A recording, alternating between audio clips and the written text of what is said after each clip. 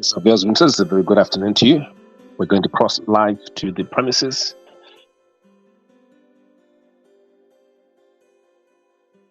Has just been held in the last 24 hours to get a live update from the ship and from over there.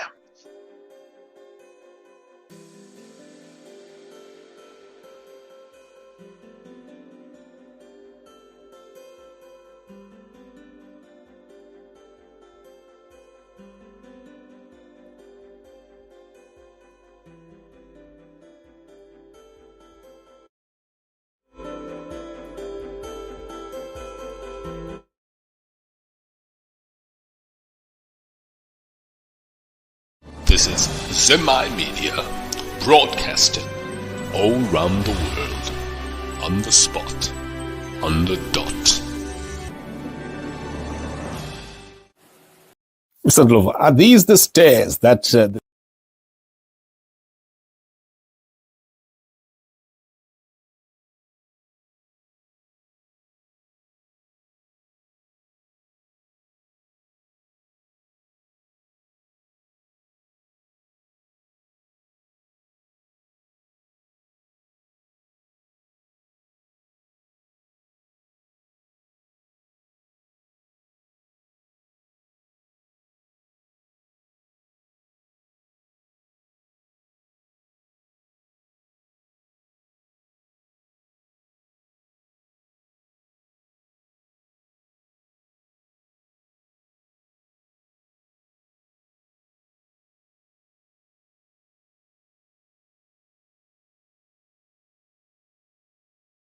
Mr. Glover, are these the stairs that the ZANU-PF leader Emmerson Mnangagwa was descending when he was talking with his journalist Ruben Barwe and convincing himself that there was no discussion at all about the Zimbabwe elections?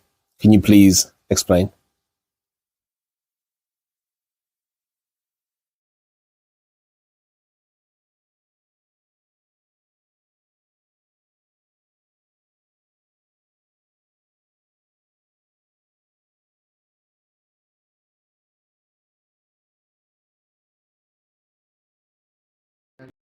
Look, I'm actually here at this venue where Sadc summit took place. If you look at these stairs, that's where these leadership presidents, state presidents were climbing up to the venue, going inside there.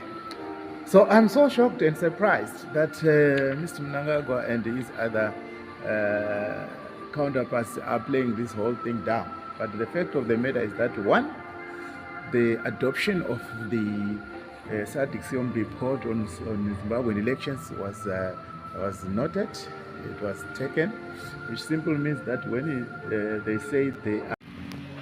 So the point I'm trying to make is that we got two issues here. There's an issue of noting the report, right, which is very clear.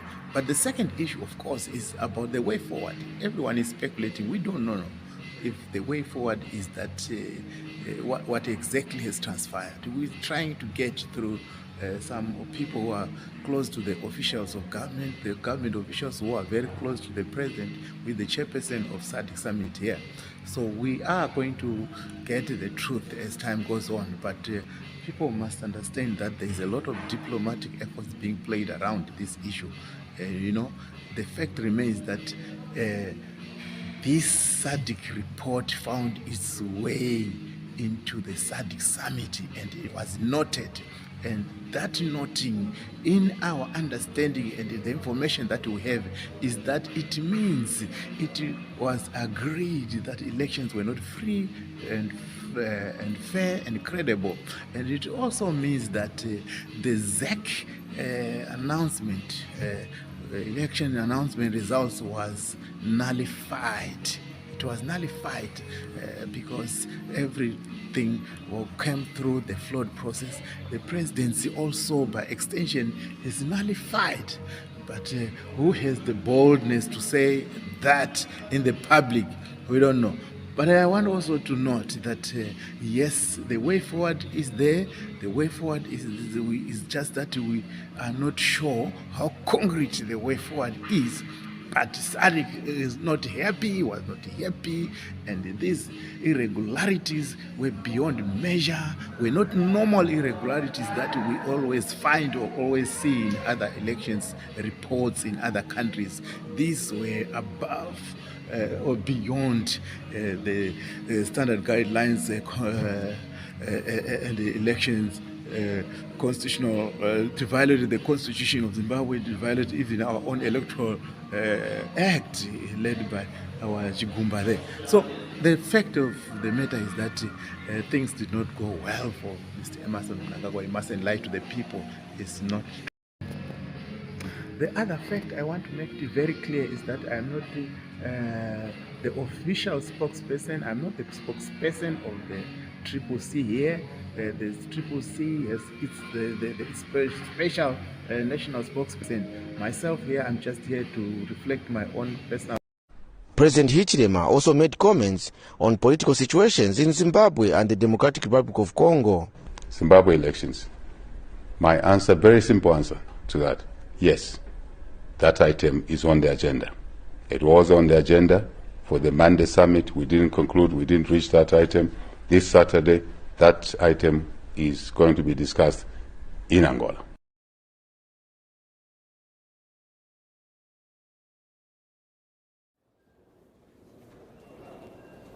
Comrade President, how did it go? Excellent. With very successful Sadc summit. Yes. Any of those pretenders who might have wanted to smuggle issues over here, did they get? No, these things happen in society.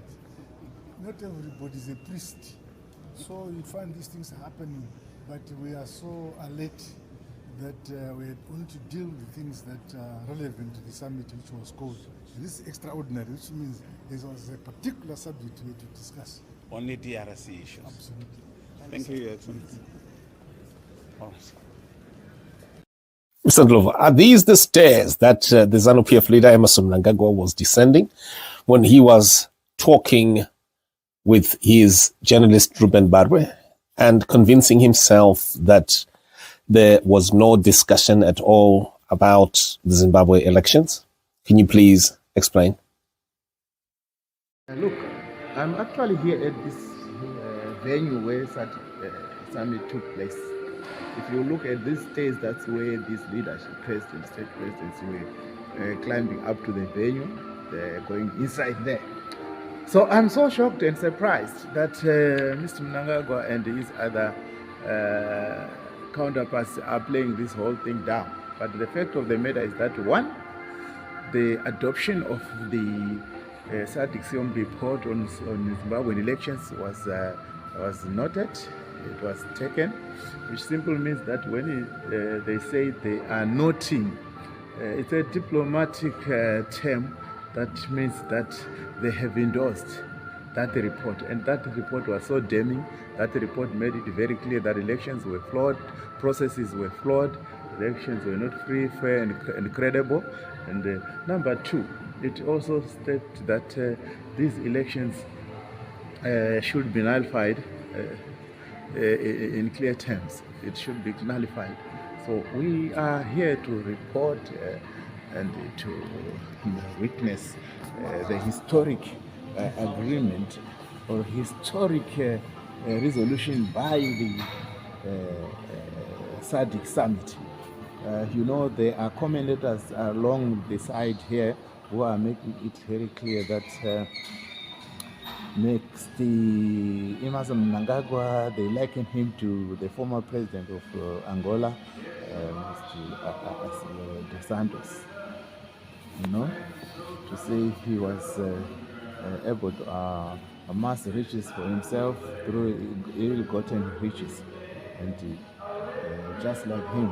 And this is what Mr. Lawrence, the current president of Angola, is trying to undo here in Angola. So yes, some of the things that are being said are not very specific.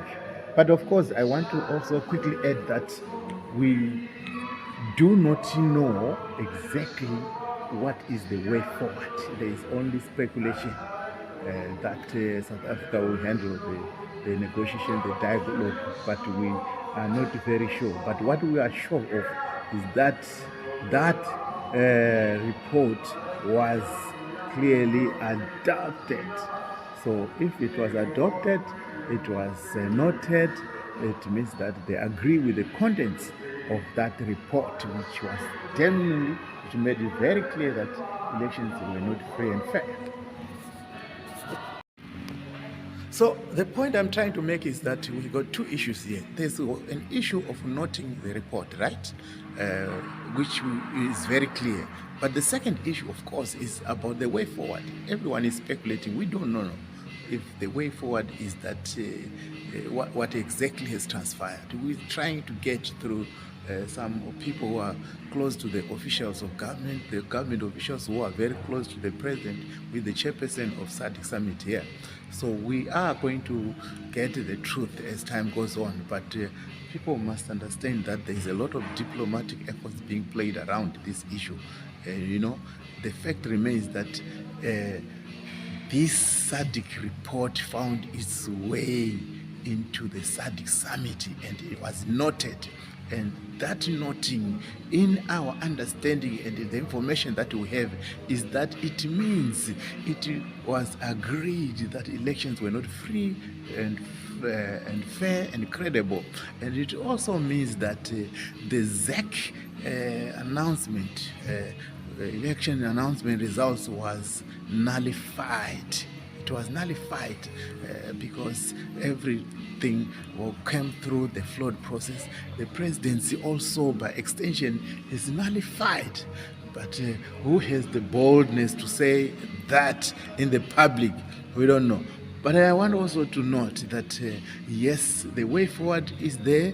The way forward is just that we are not sure how concrete the way forward is. But Sadc is not happy, was not happy, and these irregularities were beyond measure, were not normal irregularities that we always find or always see in other elections reports in other countries. These were above or beyond the standard guidelines and the elections constitutional, to violate the constitution of Zimbabwe, to violate even our own electoral act led by our Chigumba there. So the fact of the matter is that things did not go well for Mr. Emerson Mnangagwa. He mustn't lie to the people. It's not true. President Hichilema also made comments on political situations in Zimbabwe and the Democratic Republic of Congo. Zimbabwe elections. My answer, very simple answer to that, yes, that item is on the agenda. It was on the agenda for the Monday summit. We didn't conclude, we didn't reach that item. This Saturday, that item is going to be discussed in Angola.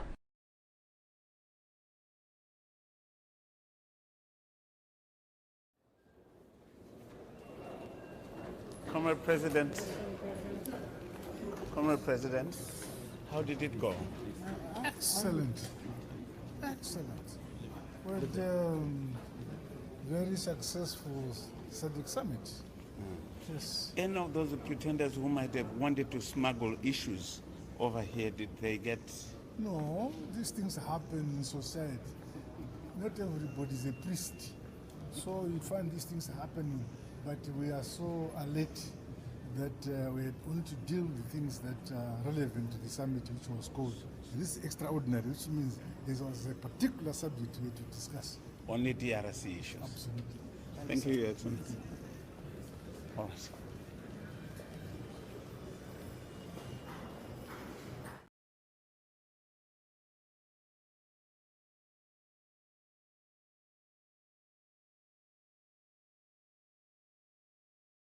Mr. Glover, are these the stairs that the ZANU-PF leader Emerson Mnangagwa was descending?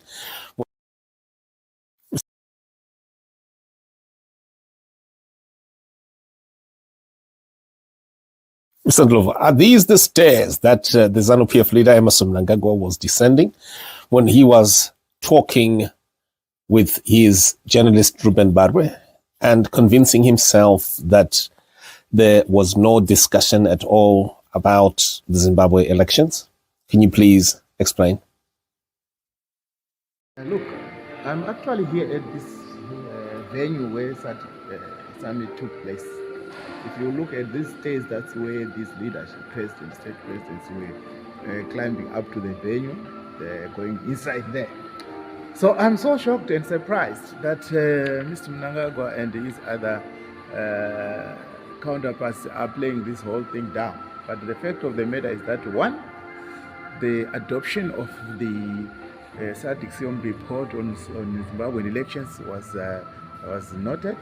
It was taken, which simply means that when they say they are noting, it's a diplomatic term that means that they have endorsed that report. And that report was so damning. That report made it very clear that elections were flawed, processes were flawed, elections were not free, fair, and credible. And number two, it also states that these elections should be nullified in clear terms. It should be nullified. So we are here to report and to witness the historic agreement or historic resolution by the Sadc summit. You know, there are commentators along the side here who are making it very clear that next the Emerson Mnangagwa, they liken him to the former president of Angola, Mr. Dos Santos. You know, to say he was able to amass riches for himself through ill-gotten riches, and just like him. And this is what Mr. Lawrence, the current president of Angola, is trying to undo here in Angola. So yes, some of the things that are being said are not very specific. But of course, I want to also quickly add that we do not know exactly what is the way forward. There is only speculation that South Africa will handle the negotiation, the dialogue, but we are not very sure. But what we are sure of is that that report was clearly adopted. So if it was adopted, it was noted, it means that they agree with the contents of that report, which was then. So the point I'm trying to make is that we got two issues here. There's an issue of noting the report, right? Which is very clear. But the second issue, of course, is about the way forward. Everyone is speculating. We don't know if the way forward is that what exactly has transpired. We're trying to get through some people who are close to the officials of government, the government officials who are very close to the president, with the chairperson of Sadc summit here. So we are going to get the truth as time goes on, but people must understand that there is a lot of diplomatic efforts being played around this issue. You know, the fact remains that this Sadc report found its way into the Sadc summit and it was noted. And that noting, in our understanding and the information that we have, is that it means it was agreed that elections were not free and fair and credible. And it also means that the ZAC announcement, election announcement results was nullified. It was nullified because everything came through the flawed process. The presidency also, by extension, is nullified. But who has the boldness to say that in the public? We don't know. But I want also to note that, yes, the way forward is there. The way forward is just that we are not sure how concrete the way forward is. But Sadc is not happy, was not happy, and these irregularities were beyond measure, were not normal irregularities that we always find or always see in other elections reports in other countries. These were above or beyond the standard guidelines and the elections constitutional, to violate the constitution of Zimbabwe, to violate even our own electoral act led by our Chigumba there. So the fact of the matter is that things did not go well for Mr. Emmerson Mnangagwa. He mustn't lie to the people. It's not true. President Hichilema also made comments on political situations in Zimbabwe and the Democratic Republic of Congo. Zimbabwe elections. My answer, very simple answer to that, yes, that item is on the agenda. It was on the agenda for the Monday summit. We didn't conclude, we didn't reach that item. This Saturday, that item is going to be discussed in Angola.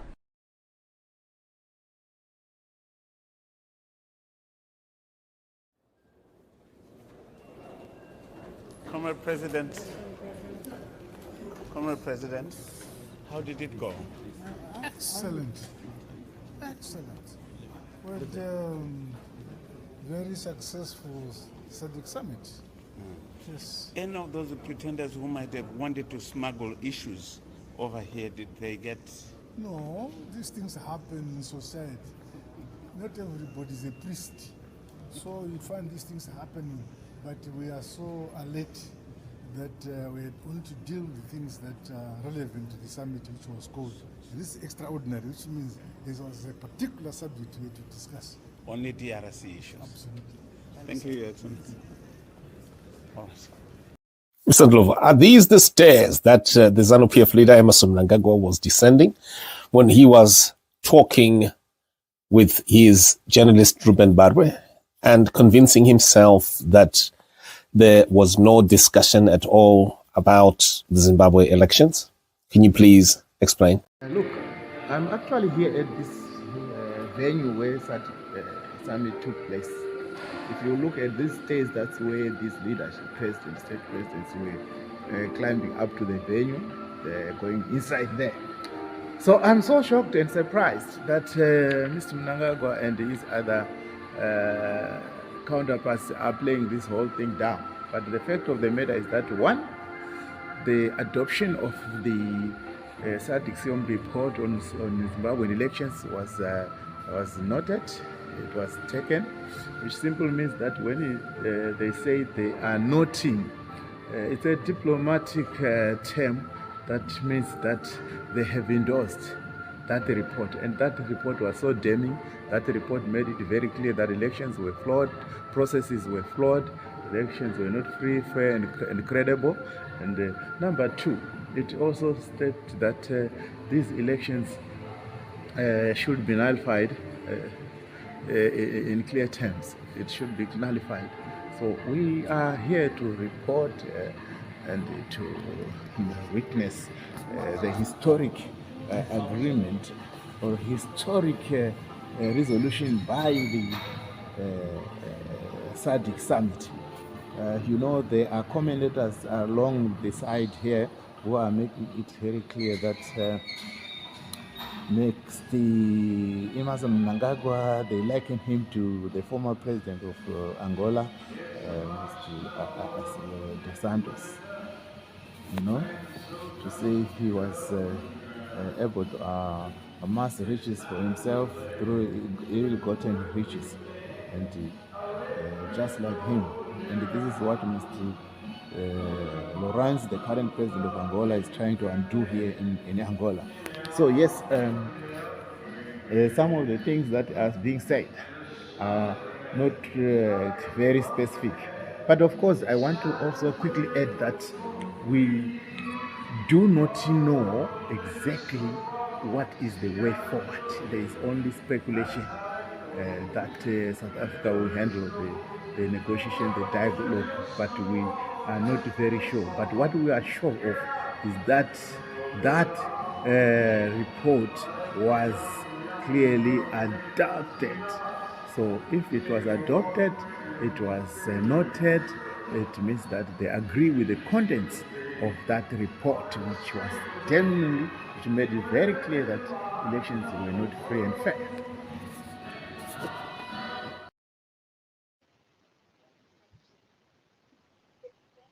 Yes, obviously, says good afternoon to you. This is 2:08 in the United Kingdom. I don't know what time it is where you are. Do let us know what time it is there. Just type in the comment box right there. We're connecting with Mr. Trust Ndlovu, who is on the ground in Luanda, right at the premises, the Sadc premises, where he has just confirmed officially there, confirmed the current position that Sadc has adopted, and which is the condemnation of Mr. Emmerson Mnangagwa's presidency. And we've dropped a link, also a video here that people might want to comment and might also want to ask questions. We might want to ask Mr. Ndlovu questions. Right, and I think I've got a few guests behind me here. I've got Dr. Mati Nyashanu. I've got Mama Africa in the back view here. Mama Africa, you want to enable your video because you're not going to be able to speak unless your video is enabled. So you need to enable it in your device for you able to speak. Right. Good afternoon to you. Dr. Mashan, how are you, sir? I'm all right. How are you, Simba? Nice to see you. I'm good. Oh, I'm well. Thank you very much, sir. I don't know. Are you in Luanda or you are in Europe? No. I'm in Europe. I'm in Birmingham, to be precise. Right. So you didn't follow Mr. Mnangagwa. Mnangagwa. No, Tati Chitevera on the cyber, and I think it's something very interesting that is developing. Yes, we have Mr. Trust Ndlovu here, one of the Zimbabweans who traveled thousands of kilometers to get to the summit. And he told me he's remaining there because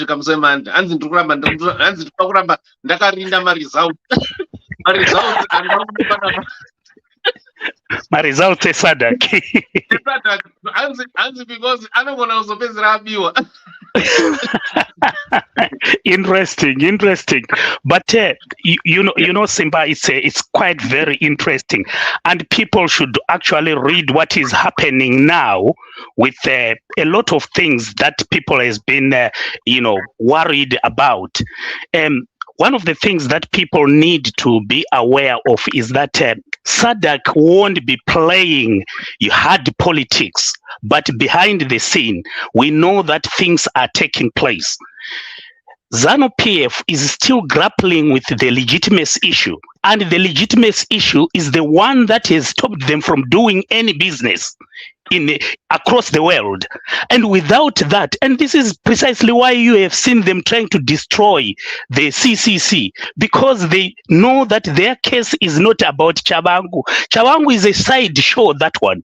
Their case with the CCC is that they failed to usher a credible election. And that is all what Sadc, EU, European Union, you can talk of the United Nations. That is all what they are grappled with. All these things that they are doing is a side show. Destroying CCC would never exonerate them from a shambolic election that they carried out in 2023. And using Job Sikala as a bait will never detract the people. The issue is Job Sikala is in prison unlawfully, and he should be discharged, and that has nothing to do with politics. What Chabangu was talking about was actually selling himself as a ZANU-PF merchant of death. That's all what he did to those who were listening.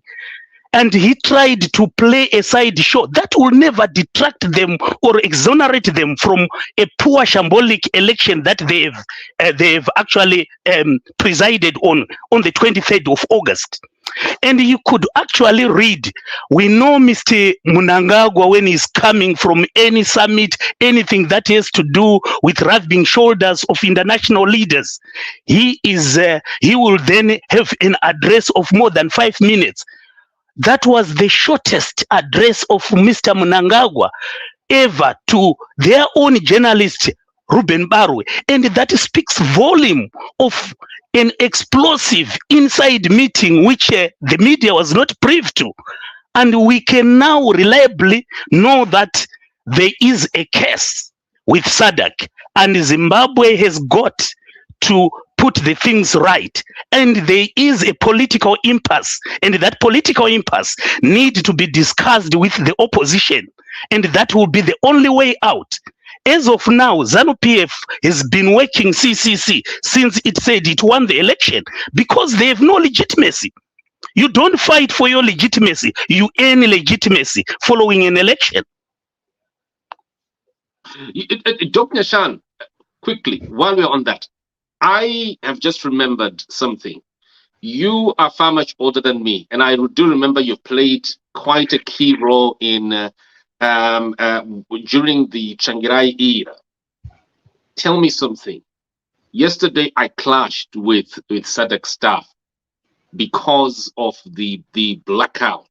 When they shut journalists, they shut all live streaming from the meeting. So practically, there was no way the taxpayers of these various African countries, 400 million citizens of the SADC countries, could not watch live their employees, their civil servants, having a meeting, a private meeting. Was that normal? Is that normal? Is that how? I remember the SADC meetings. That give us an insight, please. And I'm hoping that your memory can rewind.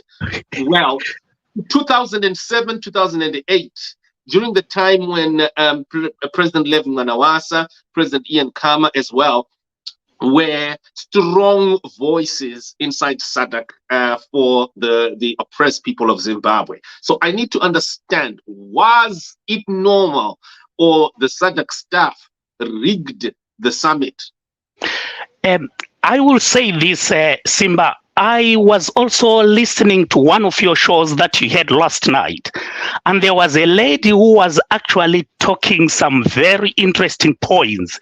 She talked of the corporate world. The corporate world can be superimposed on the political world as well.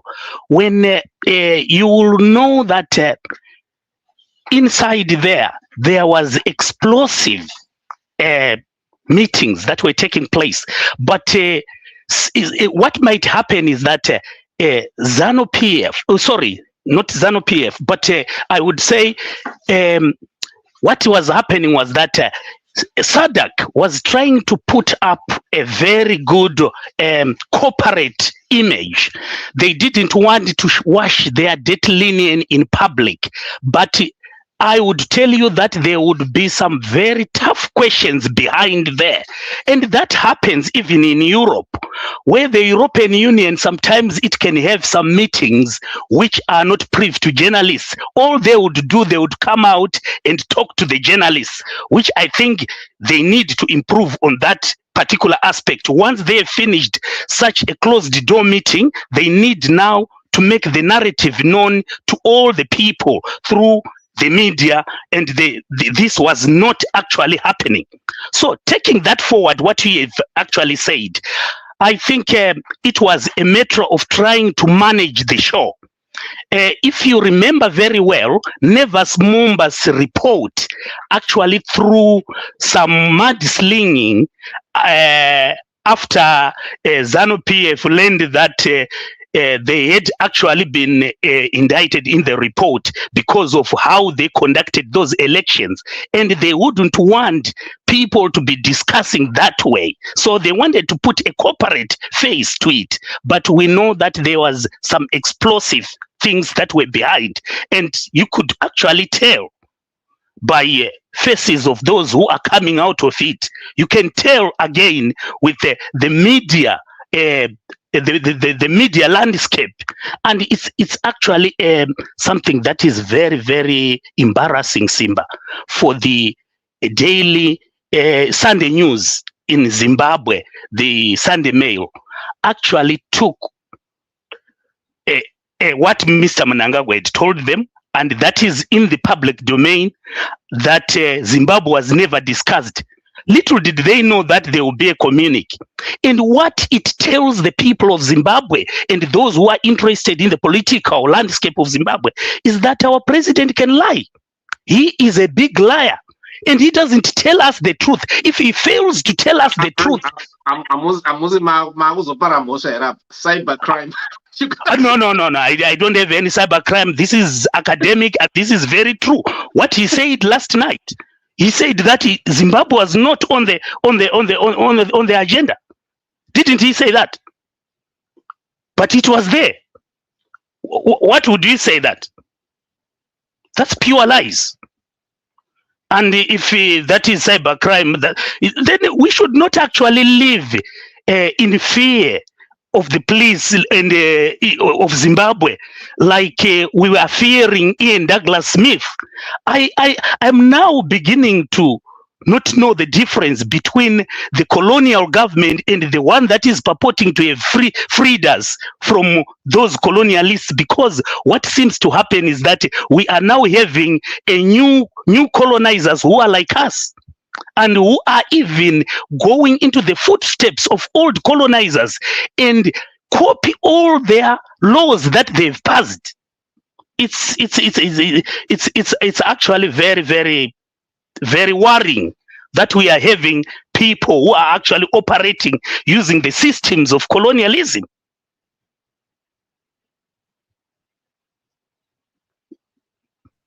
Right. Thank you very much, sir. Next question here. You said that you don't believe Mnangagwa's statements at the end there.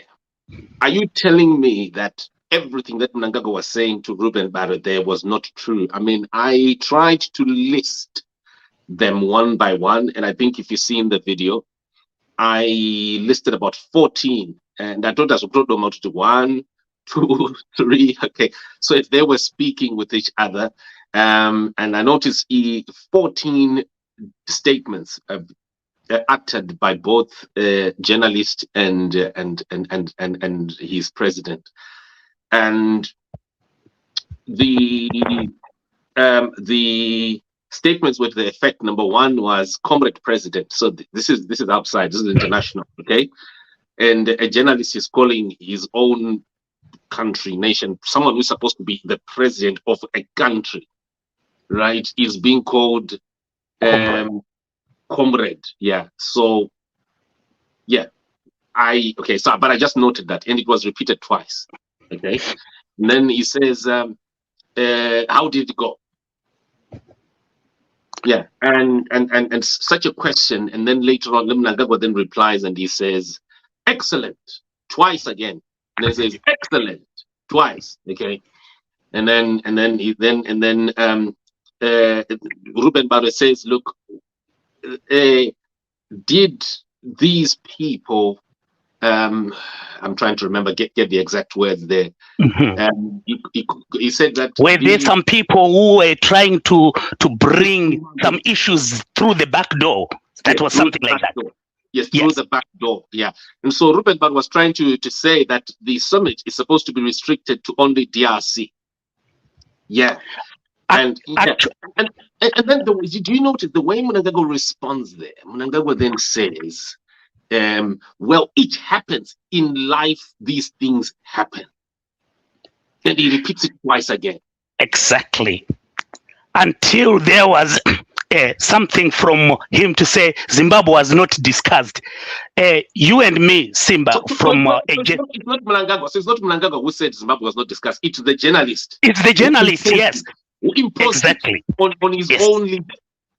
Yes, and one thing that I will tell you, me and you will know from a journalistic point of view, that was a stage-managed interview, and it was meant to actually send some messages that was not replica of what had been discussed in Sadc, and actually you could actually tell that this is stage managed, and the problem that they ran into by staging such things is that there are a lot of media outlets now. Simba, you are talking to some people who are in Luanda now. There are also other media organizations, and statements are coming out time and again, which will then expose them. And that is where our politics go wrong.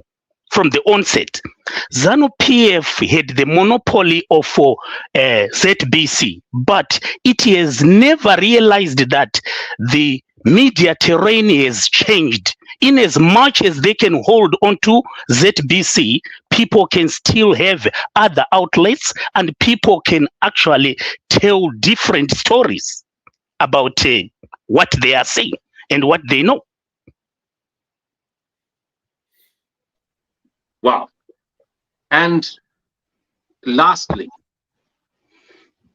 do you agree that what has happened right now, because Sadc shut the stream, Mnangagwa can still manipulate communications right now? Yeah. In fact, what is going to happen is that there would be some very big political canvassing behind. I think Sadc want to play behind the people.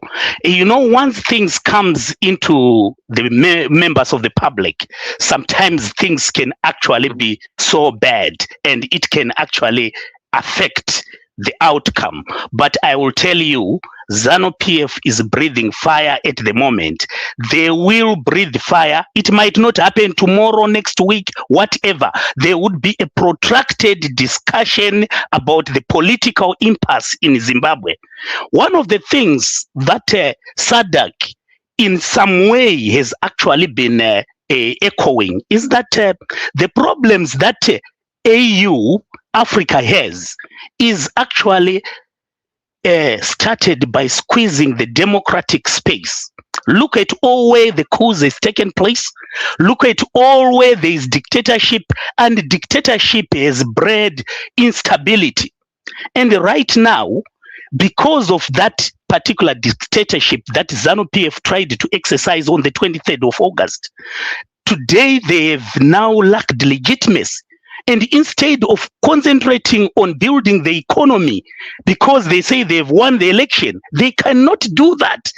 They are grappling. They are trying to fight their lives to get the legitimacy. And nothing has been done about the economy. The people of Zimbabwe are living in squalid conditions.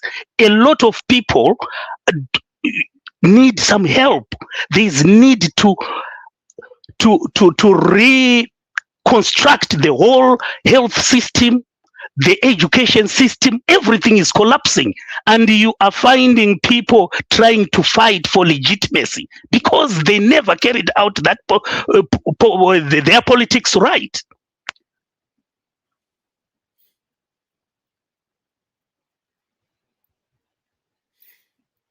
Wow. Yeah. Let's just hear from Wubit. What can you say here? We've got Dr. Nyashanu. Dr. Nyashanu is a veteran journalist. He's a researcher. He's also a veteran politician. He's been inside the democratic struggle. I remember him when he was spokesperson of the MDCT back during before and after the GNU. But yeah, he is speaking here, and he believes that Mr. Mnangagwa has failed, and Mr. Mnangagwa cannot and could not explain himself adequately. And what he communicated there with Ruben Barre was false. Wilbert, don't you think that the absence of a live stream by Sadc makes it difficult for the population to obtain what really happened, and it means that Mr. Mnangagwa could easily escape? Do you think Mr. Mnangagwa could easily escape merely on the basis of a communication loophole here? Well, I think whether they allowed their discussion to be streamed live or not, yes, it would have benefited the public to know how the discussion went. But even then, I think still Sadc leaders could have still maintained a firm position. I've just been reading an article by somebody in Botswana who clearly is stating there that some of the SADC leaders were not happy with the discussion and the failure by SADC to take a firm hand on this issue of Zimbabwe. And absolutely rightly so too. And I mean, you know, the last speaker there was talking of the same thing, that Africa is one of the things that has undermined Africa is the lack of democratic transparency. You know, when you do not have democratic processes that people feel they are participating in, then what else do they have to do except going on the street or having coups? That is where SADC is going. And Zimbabwe has been a thorn in the side of SADC. And I honestly think that in this particular case. Sorry, go ahead. Yeah, so Wilbert, I want to try and roll down in 5 minutes, you know, and we can come back later on in the night. But I just want to ask both of you gents 2 questions here. There is one that has been printed there by Tendai Madondo, who says, with the way ZANU-PF was commenting before about the SUM report, especially Chris Muchangwa and George Charamba, I think SADC administration expected fireworks yesterday, only to find out that ZANU-PF talks more than they know. Do you agree, gents, to that? Number 2, is the way Trust, who is on the ground, who is at the premises right now, describes attitude that in Angola at present, and what he is saying is being typified by a dictator that is being likened to that country's former who looted a lot of money, such that even his own just his daughter is touted, ended up being touted as the richest young woman in Africa.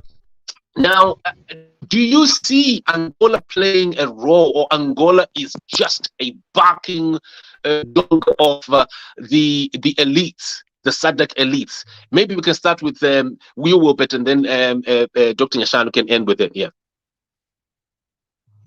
Yeah, I think in this particular case, there's no doubt that SADC is not homogeneous. I think that point we have got to accept. There are some SADC leaders who really wanted this issue of the impasse in Zimbabwe handled properly. And we've got to applaud SADC leaders like the Zambian president, because we are where we are today because he appointed a team that he told in no uncertain terms, I'm sure he would have made it very clear, you go and report what you see on the ground. You know, this idea that the tradition that SADC election observers would gloss over what is happening is totally unacceptable. Let's report on what we see on the ground. And that is exactly what they did. And the fact that now the SADC, the entire body, is now running away from that election report, we cannot blame it on President Hichilema. We can only blame it on the SADC body itself. And from the article I've just been referring to, there are definitely a number of other SADC countries who are disappointed that SADC is failing to act on its own principles and guidelines. You know, and an organization that cannot even uphold its own principles and guidelines, it's, you know, it's a joke. And this is the tragedy of SADC.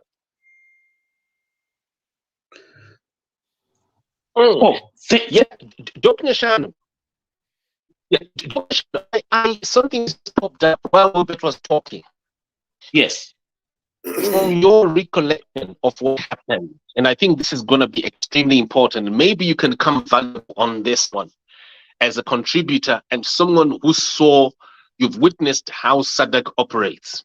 I remember when you were an advocate, I mean, you were part of the advocacy that helped Morgan Tsvangirai win the 2008 elections back then. Tell me now. Yeah. One of the things that people people want to know, what is the next stage? Because right now, I've seen this comment. I'm sure you've seen these comments here popping out, right? Yeah. Yes, Mnangagwa'S presidency has been doubted. It's been practically nullified. Okay, and it's only maybe a matter of time, or matter of process, or matter of how Sadc handles such situations, and the election of ZANU-PF and the like, right? ZANU-PF MPs. But people want to know, from your background of how Sadc operates, please give us, from the wealth of your knowledge, what Zimbabweans should await now from hereafter.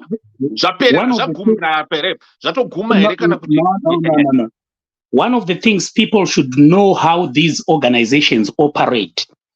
Sadc in its current form is not as powerful as what people would like them to be, because Sadc holds no one in terms of the economy.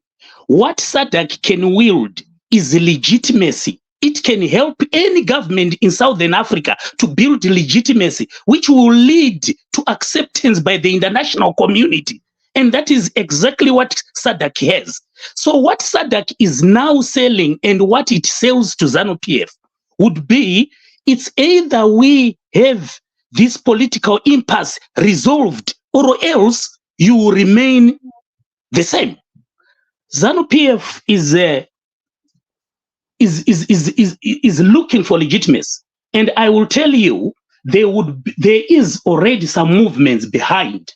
They will be trying to solve the political impasse. There is no way that Zimbabwe made its way to the agenda and then they just keep quiet. But one of the things that they would never do is what we would expect. This might take time, but what I know, ZANU-PF will never survive this legitimacy struggle. In fact, they've got to have this political impasse resolved with the opposition party for Zimbabwe to go on. It will mean that there will be no business in Zimbabwe. And any business that is taking place will actually be satisfying the very few people, not the development for the greater people of Zimbabwe. And what I know is happening behind now, I will tell you, I have not heard anything, but from my political conscience, political thinking, and understanding of how these bodies work, there is already some pressure on ZANU-PF to resolve this political impasse. It's not a good image, neither for Sadc itself to be dining with dictators, to be dining with people who are taking power willy-nilly, and people who do not follow the standards of what they have set with some organization they belong to. All what we were hearing being floundered by ZANU-PF after Nevas Mumba had delivered his report, that was all sideshow play by Mnangagwa and Chinamasa. That was a sideshow play, and it's a replica of ZANU-PF that they can threaten anybody. They use the war of independence as one of their weapons, and they forget that for them to fight that war, we had our brothers and sisters, fathers, mothers, providing them with food for it to go. But they forget that, and they still talk about that. And that is a very bad precedent that even impact on the creation of democracy in Zimbabwe. And we are having all these things about there is no legitimacy. Yes, there is no legitimacy because you are putting up your own game of the rules of the game, and you are actually going against those rules. And then there will be no legitimacy. No one will respect you as a player. That is exactly what is happening. But I tell you, Sadc is on it, in as much as people would say, Sadc, yes, it has got its weaknesses. From a political point of view, it has got its weaknesses. Sadc has no economic power which it can impose on its members, but it has got political power, and it can also accord legitimacy to governments. And that is what it wields. And everyone, before they can trade or they can actually have confidence in any government in Southern Africa, one of the things they will do is to engage with Sadc and see how Sadc rates the political terrain of that particular country. It will be not useful for Mr. Mnangagwa not to engage with the opposition. This is the truth. And this is why we are having people who are being beaten in Zimbabwe today, months after the election. It is because they are fighting for legitimacy. If they had won really, we should have seen them rolling out some economic plans. They are not doing that. They are trying to roll out plans to kill the opposition. You cannot kill an opposition that defeated you on the election, that is more legitimate than you. What it needs to do is to canvass for a global agreement and go forward. Then they can start talking about improving the economy. And these So are practical. are you then of the mindset, Doctor, that Chamisa shouldn't even worry about the Chabangu recalls and everything? Chamisa has got the legitimacy, even if they strip him without any MPs or councillors. He still holds he has more legitimacy than any human being in Zimbabwe. Exactly, precisely. Well, Simbayev said it the right way. Chamisa is not struggling for any recognition. Everyone across the world talks of Chamisa of having been robbed of the election. And ZANU-PF is there trying to defend itself, trying to destroy the structures of the opposition. Now, what is at play here is that ZANU-PF, if anyone is in ZANU-PF, what they need to be actually looking for, if they want to survive this political onslaught, they need to recognize that there are millions of people in Zimbabwe who voted for the opposition. There is need for a global agreement to make sure that this political impasse is actually finished. Otherwise, staying like this will be a tale of the Zimbabwean story being on a grave train to the graveyard. Wow, this is quite telling, and I think we might need to be concluding shortly. We've got a lady who tuned in here. Madam, are you still here? Mvuzo Mahlambi. Mvuzo Mahlambi. Okay, and then last night there's a lady who just joined our call, and I'm having a lot of positive feedback from this lady, and I just don't know where she is. I didn't take note of her name. I'm getting a lot of feedback here. Wilbert, do you remember who that lady was? No, right. So ma'am, the lady who joined us last night. Yeah. So the lady who joined us last night, right on our broadcast, please do contact me on my number +4474268633301, so that maybe we can have another discussion, please, because I didn't get your name or number. Right. So the lady in the backstage here. Good afternoon to you. Can you hear me? Okay, Mvuzo Mahlambi, you're not talking, so we might have to end without voice, unfortunately. Okay, I think I'm online now. I think. Yes, you're back now. Thank you. Right. Yeah. Do you want to ask any question? We're about to shut in about 2.5 minutes. Ask any question or contribute, and if you are contributing, try and keep it short and sharp. I do agree with the gentleman that was talking a few minutes ago. Regarding the status of Sadc, this is a new development. Having someone, a leader like HH in Sadc, and he is not gonna be beaten up by the political thugs in the region. Unfortunately, those. Oh, by the way, while you're speaking, Mr. Trustendlove, who is on the ground, has just joined us. So I think we might lengthen we might have an extra 5 minutes. Please continue. Oh, great. Yes. So in the Sadc, there's a group of politicians or political organizations, parties that describe themselves as freedom fighters or something like that. Liberation movements. Yes, they term themselves liberation movements. They are all in ZANU-PF's pockets. Mnangagwa uses the stolen money to buy people, to be on his corner, just like the South African ANC leaders. They can't contain themselves. You have seen what Fikile Mbalula has said and done.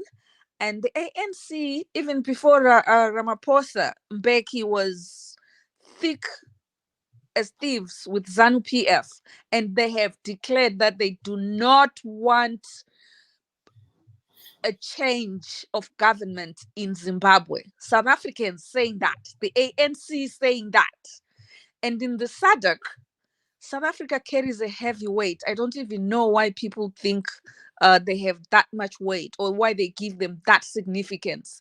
Nothing happens in Sadc without South Africa's support. But I'm encouraged by the strength of HH in Zambia. We need more of those people. I don't know if it is possible that we extend in that direction. So you guys probably see more than most of us would see. You might as well give us a way forward.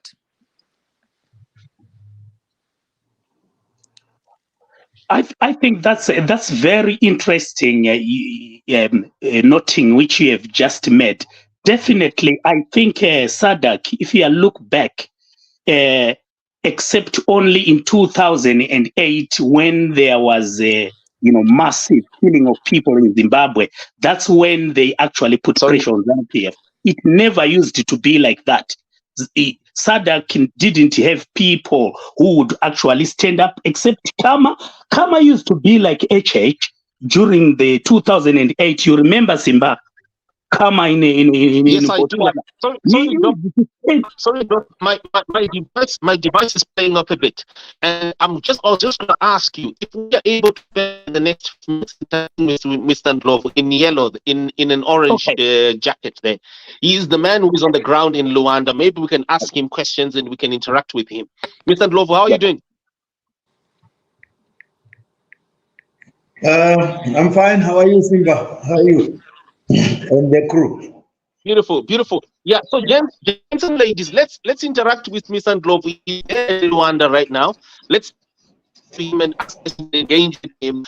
He is saying that he hears from a lot of people in Angola. They are identifying what they have that country's resource to the level that even he's the richest in Africa. So please.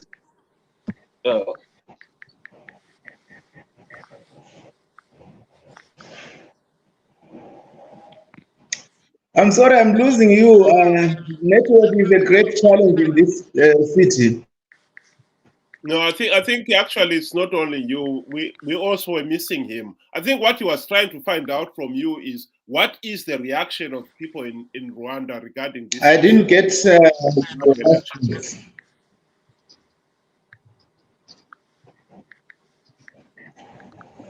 well, through the people like the civil society and other people like other analysts and the, political analysts and the people generally, they are saying Emerson Mnangagwa, they liken him with their former president.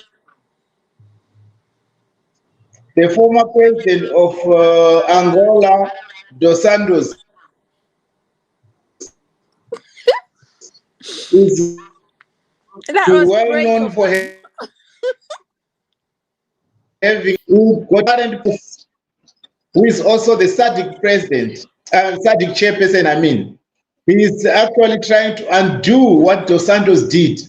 So they're comparing that Emerson Mnangagwa of Zimbabwe with Dos Santos, which is not reflecting very well for Mr. Mnangagwa, of course, because Mr. Dos Santos have a very bad history in this country, and many people, when they hear him being likened with Mr. Dos Santos, they take him as an evil man. somebody who do not care about his people, do not care about his citizens, and of course, other people, the civil society is something also galvanizing solidarity in support of Zimbabwe. But the other thing is that Angola is a Portuguese-speaking nation, and it's very difficult to catch up with some of the analysis on television or in the media because it's written in Portuguese. I'm English speaking, so it's very difficult, and I don't hardly have an interpreter. So it's very difficult to catch up and understand some of the analysis taking place. But in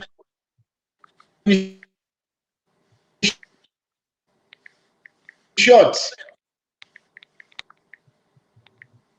what I can say is that for Sadc, the SIOM Observer Mission report regarding the elections in Zimbabwe was discussed, and according to the knowledge, I mean the language which Sadc uses in the public is that it was noted, but the people who have access information, they say that it was adopted. Actually, they accepted the Sadc SIOM report as the position of the Sadc. So all the member states, except a few, of course, but majority were saying ignorance, like irregularities are everywhere in all elections.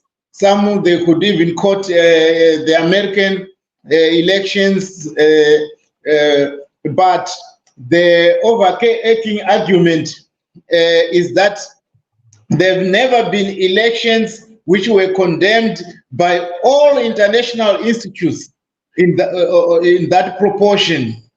You know, you would remember that we have Sadc observers, we have independent observers, we had Carter Foundation observers, we got AU, we got European Commonwealth. I mean, a whole lot of all the observers condemned these elections as having been gone through a flawed process and have run short of the minimum standards of Sadc guidelines, and he also violated the constitution of the country itself, also violated the electoral law of the country. So that is the situation. And of course, lastly, people in Angola, they do not, the general populace do not show much interest in Zimbabwean politics. In fact, they are quite ignorant from what type of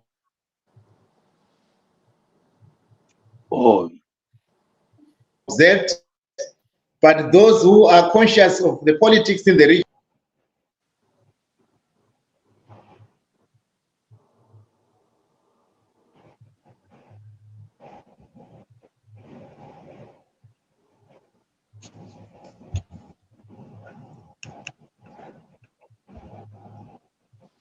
Yeah, we can't hear you anymore. Oh, I just said thank you. Okay. Well, my comment to that one will be that the people in Angola are making actually a big mistake. Because the question. What they have to realize here, my comment is that I think the people in Angola are making a big mistake, because if we allow Zimbabwe to get away with a rigged election, this is not going to stop in Zimbabwe only. Other people will notice it, and they would want to do the same thing to stay in power. Doesn't matter how good the individual may be. Once they've been in power, the temptation to stay on in power is such that if they should find shortcuts to making sure that they stay in power, they'll use those shortcuts. And in this particular case, this is why it is imperative for all the SADC citizens to really fight this issue. Because by it being swept under the carpet, and I believe that at the present moment, after the discussion yesterday, I think most SADC countries, SADC leaders would want the report to be forgotten. And particularly South Africa wants the report to be forgotten. And this is, I believe, what is likely to, going to happen. I wouldn't think so, Wilbert. One of the things that happened with such an organization, there is a lot of politics that is played.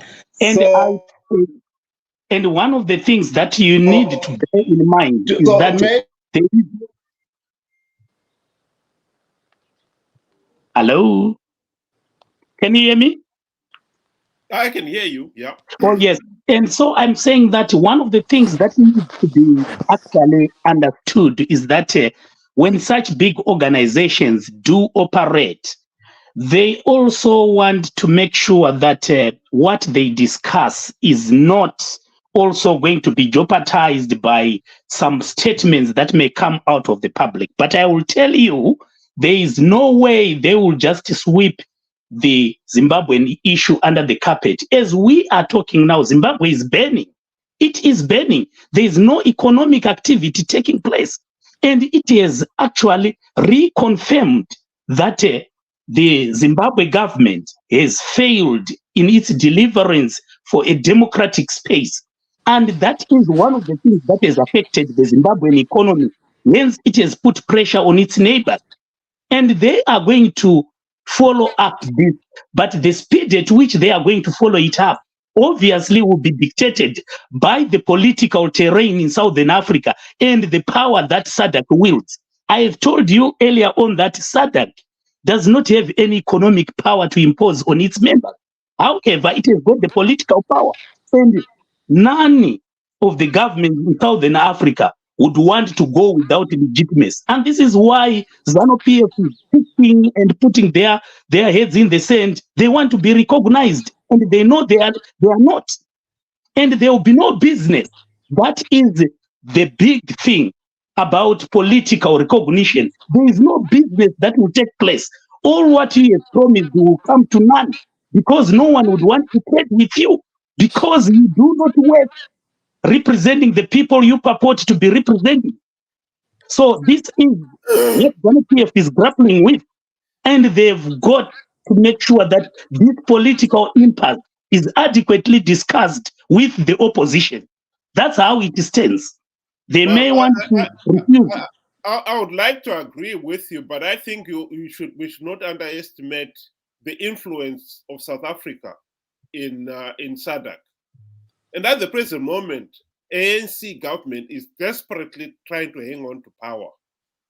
And we should not forget that ANC made a party resolution in November last year that they will not allow regime change in Zimbabwe. And it was purely for their own political gain. South Africa is in an economic mess. There cannot be any denying that. And ANC's agenda is to try to promote this idea that the whole SADC region leaders, those with liberation history, are under attack. But why they've got to hang on to power. And in this particular case, making sure that there's no regime change in Zimbabwe is part and parcel of that. And I think let's not his power in this one. That is very true, but let's not think that is what they think. Let's talk about the action that they shown up. Yesterday, they actually voted to say that there was no free and fair election in Zimbabwe. They did not object to the SADC report. So which means that if ever they were promising ZANU-PF heaven on earth, they threw them under the bus. And that is how politics work.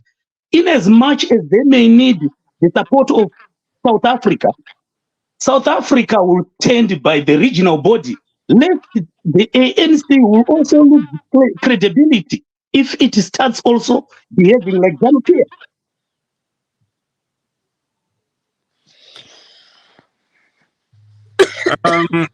Let me just throw in my thoughts here, Wilbert and the others.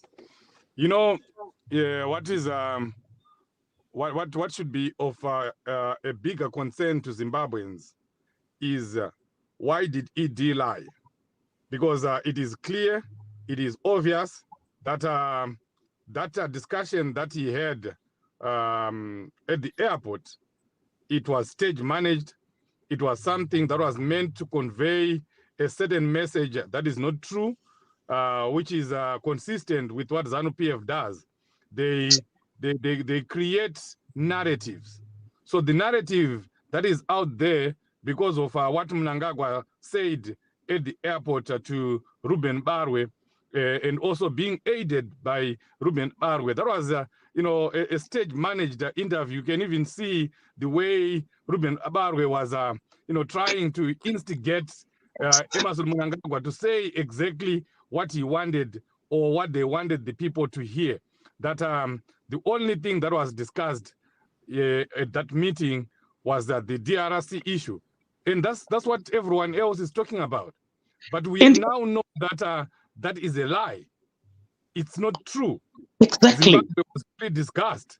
And not only that, the other evidence that Emmerson Mnangagwa lied is comes from his own minister, the Minister of Foreign Affairs. He actually admitted, if you listen to that audio again, if we were to play it, that Zimbabwe was on the agenda on this summit. It's there. So how can an organization like Sadc put something firmly on the agenda and then just decide to skip it or not discuss it? So exactly, that is what I was saying. I said he lied, and that was pure lies. And it's even confirmed in the Sunday Mail. The Sunday Mail is saying that nothing was discussed, and it's on public domain, and this is being read by the citizens. And it is not well, and people should actually demand that leaders do speak the truth about the nation. This is not a private entity from Mnangagwa. Zimbabwe is a republic which encompasses a diverse population. And lying is a big thing. I go along with you. I have said this earlier on to Simba that that was a pure lie. And I agree with you that was also stage managed to try and satisfy their desires. But I tell you, ZANU-PF is burning. ZANU-PF is burning to get legitimacy. And to get that legitimacy, they need to speak to the opposition. There would be no development. Just imagine, months after election, still now no plan has been put in place about the economy. People are languishing in poverty. People are wallowing in poverty. And you are still trying to chase the opposition. And this is something that should actually tell the people of Zimbabwe that we are actually living under misgovernance. And we have got a lot of rights that we need to demand to the government of ZANU-PF, which they are not actually, from the stolen election to how they are treating the people of Zimbabwe today. Yes, I do agree with you on many of those spots. Another thing that, as for the lying, the misgovernance, that's the DNA of ZANU-PF. That's what describes ZANU-PF. They will use anything at their disposal to get rid of anyone that is trying to subdue them and their plans. First of all, this is not new. What ZANU-PF has done to CCC, it's not new. They always cannot coexist with an opposition party. They've never wanted to operate in a multi-party democracy from square one.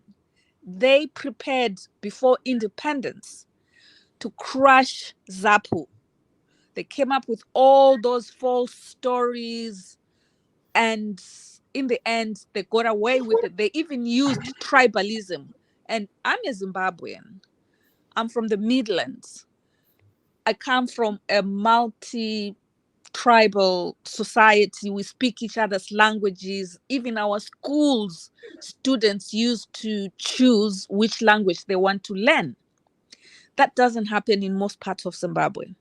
So when they then got in, they used tribalism, and in no time, ZAPU didn't exist. Why did they do that? I always say this is the reason why they didn't want ZAPU. I hear them now telling the whole world that they fought for liberation. Nobody can move them from that because they fought for it. They couldn't say that to ZAPU. They couldn't, because ZAPU was the initial party where everyone was. And 3 years later, they broke away to form ZAPU. In the end, they didn't even like Herbert Chitepo. They assassinate him, and the Zambian president stood firm. He promised to carry out an investigation, and whoever was found to be liable would have been tried and according to the laws of the country. That's when ZANU-PF runs away from Zambia. They knew what they did. And unfortunately, one of my favorite people in ZANU-PF, that was Tongo Gara, he's also mentioned to have been involved. When Stole takes over, their tribal issues go on. They didn't like him either. In the end, when they split, I think the one was given a tribal name. Was it Zanu Mwenje or Zanu Ndonga, whatever it is? And then they went forward with, that's when ZANU-PF starts now. But today, ZANU-PF doesn't talk of those things because they want to fool people to make it look like they are the ones who started the liberation war. That's not true. As Zimbabweans, we live under a lie, a cloud of lies by ZANU-PF. That's what they're taking us through right now. When MDC came up, what did they do to MDC? What happened to Trangirai? The same thing has happened to Nelson Chamisa. And Zimbabweans take it within their stride. They believe, oh, he was foolish, he didn't do this. That's not true. He wasn't foolish. The system in Zimbabwe is rotten. Zimbabweans need to stand up and have their voice heard. Even if you support ZANU-PF, you see that what they're doing is not right. Why can't you talk against it? Why can't you dissuade them from doing that? I think there's something that Zimbabweans have to change, or else we will always have politicians of this caliber. This is what we should not agree to. Over to you guys. Well, thank you very much. You know what? I want to try and folks, and to roll down. I can see we've got a bit of a crowd, but I'm hoping that maybe we could end in 10 minutes time and we can start in the night. But as we end, is it possible for us to focus on what Yuda has thrown there? Mnangagwa is gone. Mnangagwa ayinda. Muruguramba ere kuti Mnangagwa ayinda. He becomes the first ever Zimbabwean president, okay, since Rhodesia, to conduct an inauguration, to get inaugurated, and be isolated by the entire African continent. And that was on the 5th of September. The entire African continent, save for 3 friends. And he gets condemned by even the small regional body Sadc. He tries to fight the report, the Sadc report, continues his spirited propaganda arsenal and attacks here, using all sorts of personalities, including journalists and various state parties. And yesterday, in Luanda, at the Sadc Extraordinary Summit, he is further humiliated. I mean, he's practically stripped, because the very same report that he was trying to fight has been endorsed by Sadc. It has been incorporated as an official Sadc document, an investigation, which is a total 43 pages of condemnation of his own electoral crossover claim to the right to represent the Zimbabwean people. Is it wrong, gents, to say Mnangagwa? Well, I would say he was gone already. In fact, he is operating in absentia because all what we have said, December, from the onset of that whole shambolic election, it actually defined that ZANU-PF had no strong ground in terms of it forming a government. And what has now happened is that officially, even his friends, South Africa, and whoever congratulated him during the shambolic election, they even threw him under the bus legally yesterday. So what it is that ZANU-PF has nobody to look at for any reprieve. All what they will get are lip services from their friends. But their friends, they would know that if they are to represent the organization like Sadc, they've got to stand with the truth because they are accountable to their electorate back home. And ZANU-PF knows it's accountable to its electorate and its electorate in terms of their manifesto. ZANU-PF, the electorate of Zimbabwe, does not feature and is not part of their important or pertinent issue that they consider. And what we are seeing now is ZANU-PF which are grappling for political legitimacy. Without political legitimacy, you cannot operate a viable economy. And this is why ZANU-PF is trying to fight the CCC. If they thought that they had won and they had political legitimacy, they should be rolling out some economic plans, but they cannot do that. This shows that they are gone. They were already gone on the day that they administered the shambolic election through ZEC. So ZANU-PF, I don't see them surviving politically, one in Africa and at international level, if they do not engage the opposition to make sure that this political impasse is resolved. Over to you guys. Right. So Simba, I would say yes, and I would say no, because Zimbabweans still have to play their part. We still have to action what happened yesterday. And this is what should happen in the next 24 hours or so. We need on the ground everywhere else, including in Botswana, where the Sadc headquarters is. We need pressure from there. We need people on the ground to do whatever they can to show that they are not happy with what happened in Zimbabwe with the sham elections on the 23rd of August.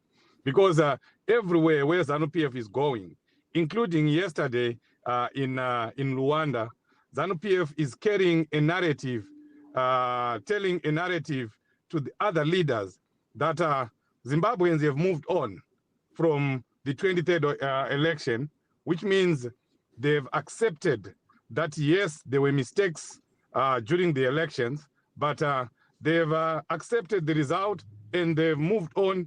And that's the reason why you are seeing that there's peace in the country. There's nothing wrong that is going on. People are not protesting, which means they are okay. Because we know what is happening. We know the people that are being abducted. We know the nitty-gritties that are happening. But I'm telling you, someone who is in Rwanda, someone who is in America, someone who is somewhere in another country, who is not in sync with what is happening in Zimbabwe, will not know that the people are not happy. So we have to let the international community, the world, the region, and everyone else, we have to make them know that we are not happy. So we have to do what we need to do. We have to play our part. We cannot rely on Sadc, to do everything for us.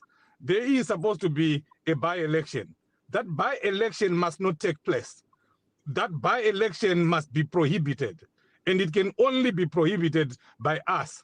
And that will be sending a message to everyone else, including to Emmerson Mnangagwa.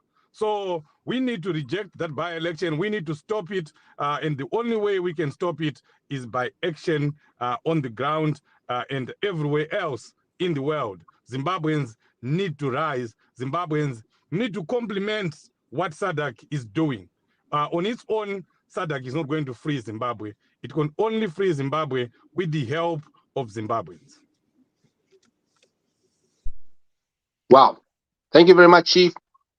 Who is next? Wilbert? Maybe I think we're going to close with Wilbert, right? Yeah. I'm not sure if our lady is still here.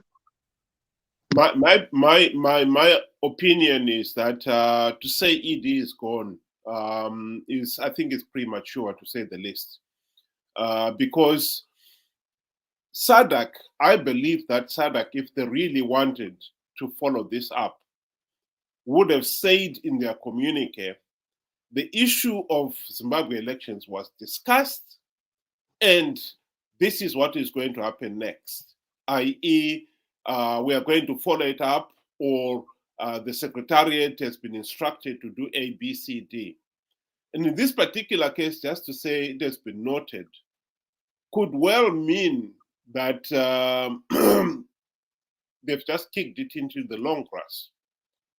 I believe that we should not underestimate South Africa's influence and South Africa's determination to make sure that there's no regime change in Zimbabwe. We should not forget that even a senior member of ANC, the Secretary General, is on record calling Nelson Chamisa a puppet. When somebody uses that kind of language on somebody who could potentially be the leader of another country, you can tell the animosity is one where they're absolutely determined that there's not going to be regime change. I believe what is happening here is, yes, South Africa may not have failed to stop the preliminary report becoming the final report, and the final report being discussed at Sadc, but they are determined to make sure that it doesn't go any further. And given South Africa's position in Sadc, I think they will have their wish. And it is most unfortunate for Zimbabweans, because I saw this personally as one opportunity we were going to have to finally address the problems of the political reforms necessary to create the environment where we can have free, fair, and credible elections.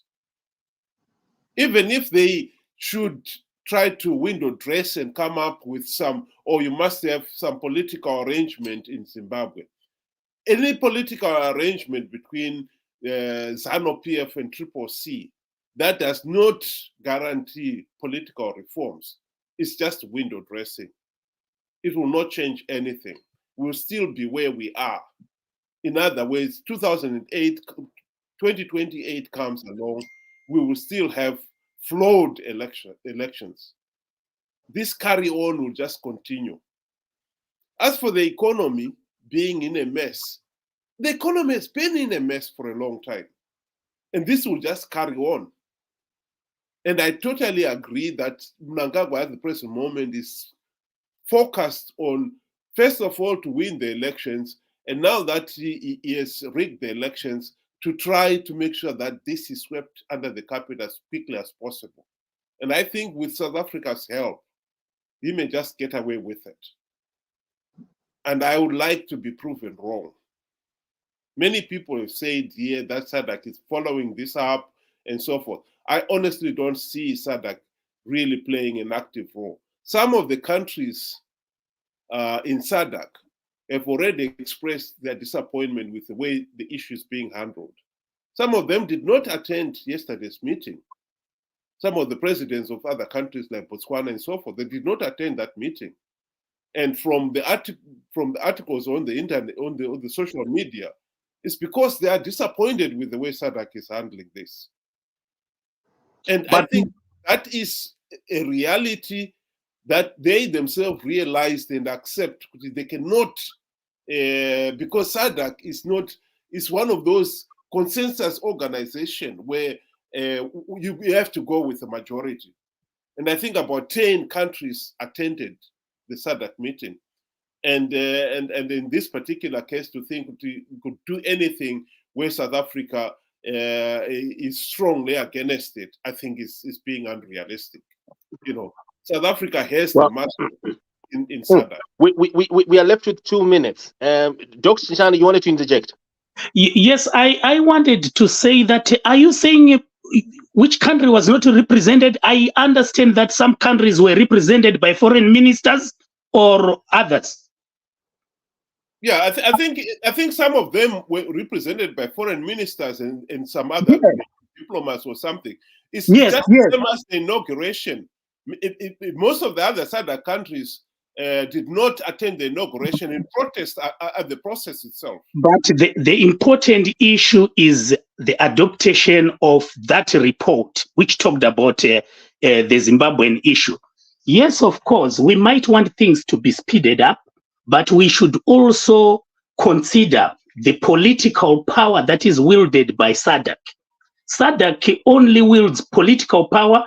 It is not like EU, which can actually have economic power, which it can impose against its member. Now, the Sadc, I presume Sadc is actually going to act on this, and it's a pressing issue, and it's not good for the region. And the Zimbabwean issue, as we can see it, is not good for the region, it's not good for its neighbors, and it's not even good for the whole of Sadc. And the best thing for them to do is to address that issue. But the way they will address it, they would have to approach it diplomatically as well, as they don't want it to spill into willy-nilly arguments that will be also, emanating from the streets. But I think everyone knows that ZANU-PF is breathing fire. They are fighting for their political life in terms of recognition, and that is something that is of a benefit to the opposition and those people who are looking for independence in Zimbabwe. ZANU-PF will never drive that country without resolving the political impasse first. And that is very clear. Well, here we are. Gents and ladies, I think we've come to the end of our session tonight, this afternoon. We're going to come back later on at 8 p.m. British time. If you're around, please do connect. And we continue on this discussion. We have got someone who's on the ground. Mr. Ndlovu is on the ground, literally at the Sadc premises, the center where Mr. Mnangagwa, he's literally at the staircase. He tells me that he's going to camp at the Sadc Summit premises until Monday, presumably to protect our results. The Sadc results will be stolen. That's a good one. So, our viewers, brothers and listeners, here we are. And how do you see this, Zimbabweans? Mr. Shepard, you'd hear one of our forensic scientists is telling us Mnangagwa is gone. Ainda, achadzoki uyu. Kwaenda akuchadzokiki. Ndosaka nezoranga kuwanda nekamera yaRuben Barwe. Akupiwa ma speech notes ekuti ataure, akupiwa mashoko na Ruben Barwe. Reporter turns into the one who is being interviewed. Right, so quickly, our viewers and listeners, here we are. We're going to end. We'll come back tonight and do connect with us. Just a brief, so that those who came late, you can watch what is going on the ground as we end. Our guests, you might want to exit so that you don't stay too long. Here we go. President Hichilema also made comments on political situations in Zimbabwe and the Democratic Republic of Congo. Zimbabwe elections. My answer, very simple answer to that, yes, that item is on the agenda. It was on the agenda for the Monday summit. We didn't conclude, we didn't reach that item. This Saturday, that item is going to be discussed in Angola.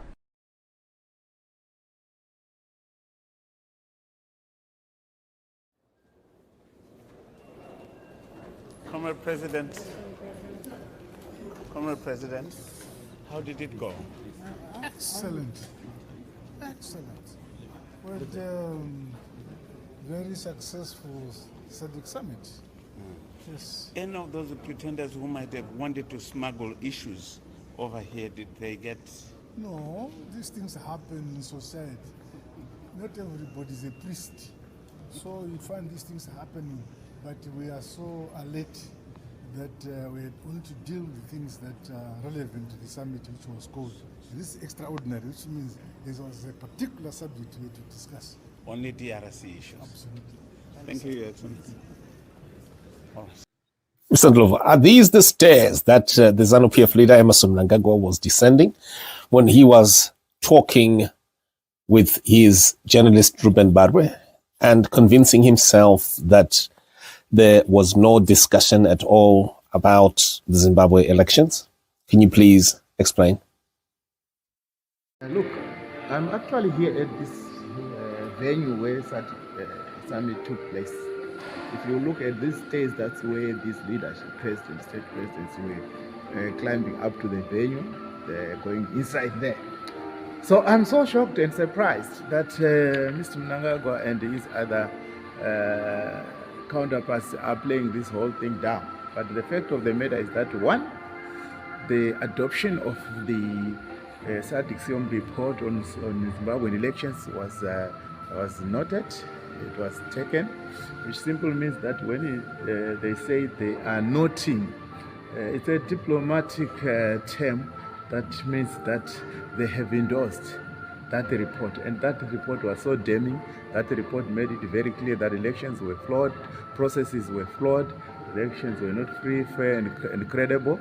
And number two, it also stated that these elections should be nullified in clear terms. It should be nullified. So we are here to report and to witness the historic agreement or historic resolution by the Sadc summit. You know, there are commentators along the side here who are making it very clear that next, Emmerson Mnangagwa, they liken him to the former president of Angola, Mr. Dos Santos.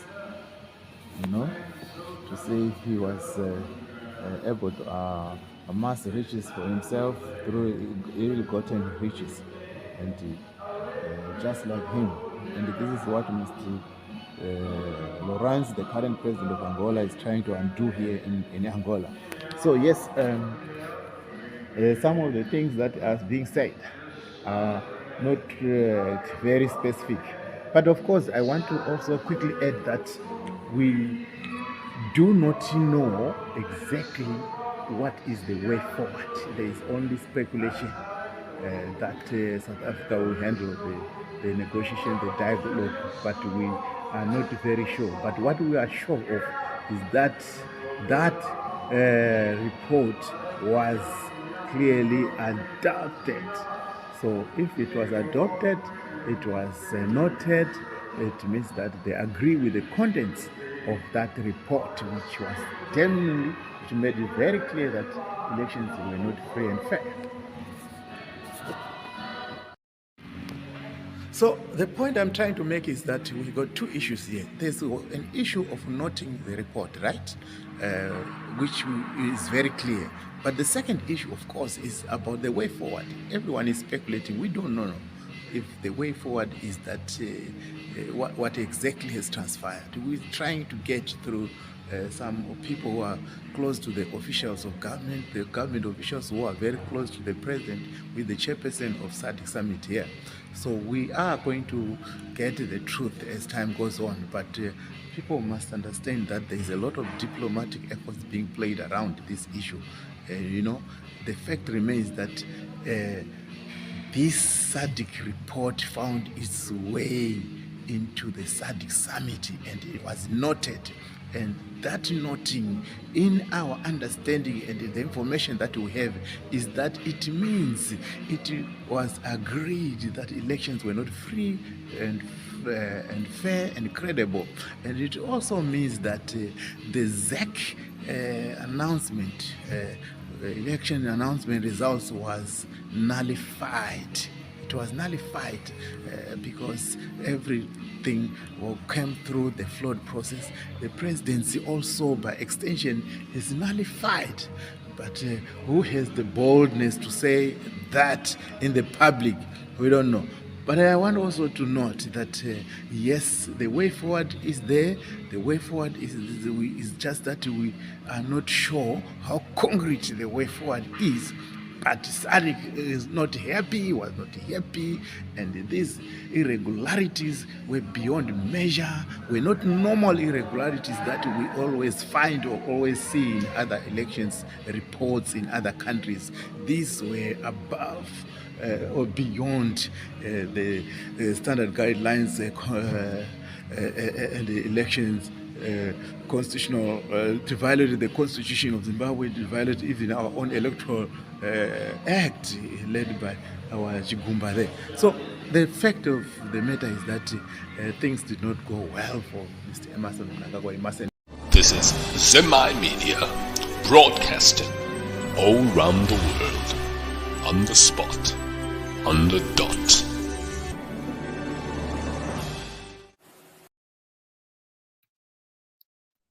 This is Zimai Media, broadcasting all round the world, on the spot, on the dot.